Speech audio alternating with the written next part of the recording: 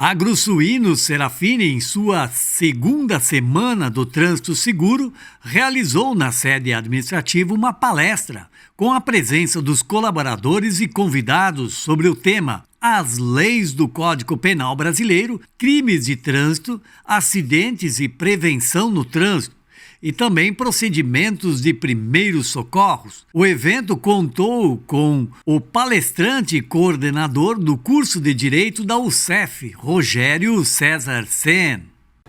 Por ser motorista de transporte de carga, vocês têm uma responsabilidade maior conforme a lei. Não sou eu, Rogério, que estou dizendo isso. Estou falando que a lei diz isso para nós. Por quê? Porque você tem um veículo com muito mais capacidade de causar danos, pelo peso que ele representa, pela dificuldade de você reduzir ou frear esse veículo em caso de algum imprevisto na rodovia. Um outro detalhe importante lá no Código de Trânsito, que a maioria talvez nem saiba, é sobre a questão da prisão em flagrante. Poxa, eu lá estava descuidado, atendi o telefone celular, a esposa estava me ligando e por um descuido provoquei um acidente. Está lá a vítima no chão. O que eu faço? Bom, primeira coisa, para e presta socorro. Esta é a obrigação de todo ser humano, prestar socorro.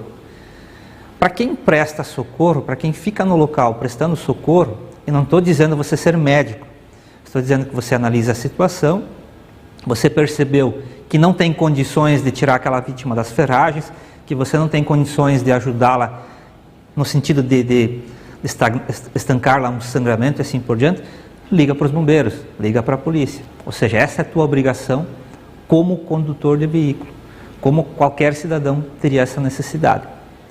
A partir do instante que um motorista que causa um acidente, provoca a morte de alguém, lesões, que ele permanece no local do fato prestando socorro, ele não pode ser preso em flagrante delito.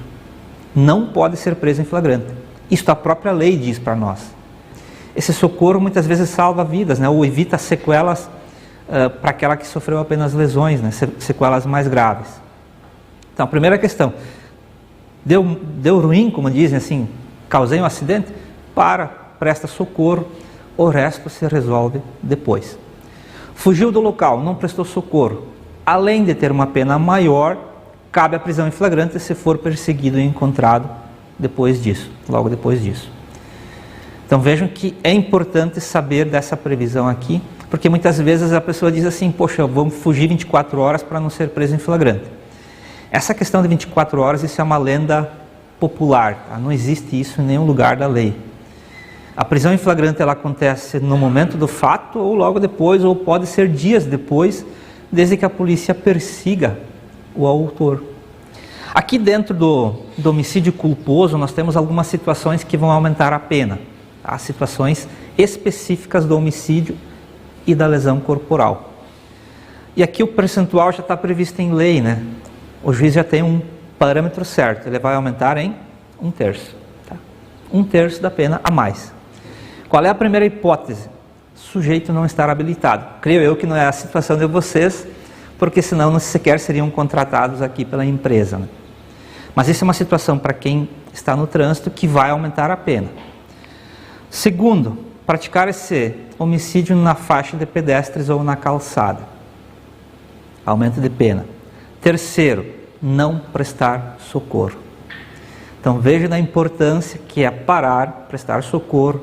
A responsabilidade se apura depois, se teve ou não teve culpa, se foi o motorista o causador ou não do acidente. Isso é uma questão de investigação de processo.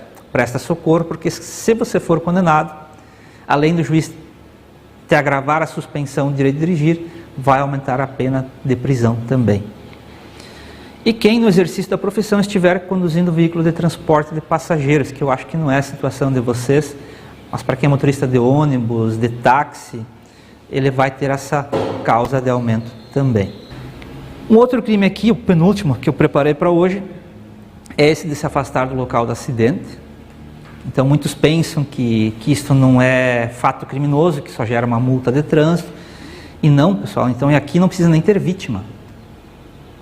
Eu encostei lá num veículo, uma manobra que eu fiz, danifiquei o veículo, dou uma olhada, não tem ninguém por perto, tchau. Isso é crime, você não precisa machucar ninguém. Por que isso aqui é punido? Porque como no trânsito a gente tem tantos veículos, é muito difícil você identificar quem causou aquele acidente. Então, em grandes centros urbanos, aqui em Itapiranga, nas cidades aqui do estado, todas têm câmeras na cidade em si. É mais fácil já de você identificar o motorista. Então, por que você foge do local? Talvez por um desespero ou talvez para você fugir de alguma responsabilidade. Eu quero crer que ninguém de vocês dirige embriagado, mas tem junto com isso aqui a questão de uso de outras substâncias entorpecentes, que é um mal no Brasil, realmente é algo gravíssimo no sentido de uso de estimulantes, né? A exemplo do rebite, que é anfetamina. Cocaína muito utilizada, tá? Muito comum entre caminhoneiros, né? Eu tenho vários amigos caminhoneiros e a gente escuta as histórias, né, que eles contam Brasil afora, né, do que acontece. Então vejam que esse fato de você estar dirigindo ou embriagado ou com efeito de alguma substância entorpecente, isso é crime, está previsto aqui. Qual é a consequência? Bom, você pode ser preso em flagrante e você vai ter o direito de dirigir suspenso. Estou falando da parte criminal. E aí lembre-se que pelo menos 12 meses pela parte administrativa. Então você fica mais de ano sem poder dirigir. Vai ter a questão de curso de reciclagem. Então o custo é alto, a multa é alta. A consequência aqui, o que vai acontecer? Você é réu primário, você vai lá na audiência no fórum, vai ser proposto, olha, tu vai pagar um valor X e tu vai prestar serviço à comunidade. Tá? Ou então suspende o processo, vai pagar uma multa e fica tanto tempo tendo que se apresentar periodicamente lá no fórum. Então são coisas que vêm como consequência disso.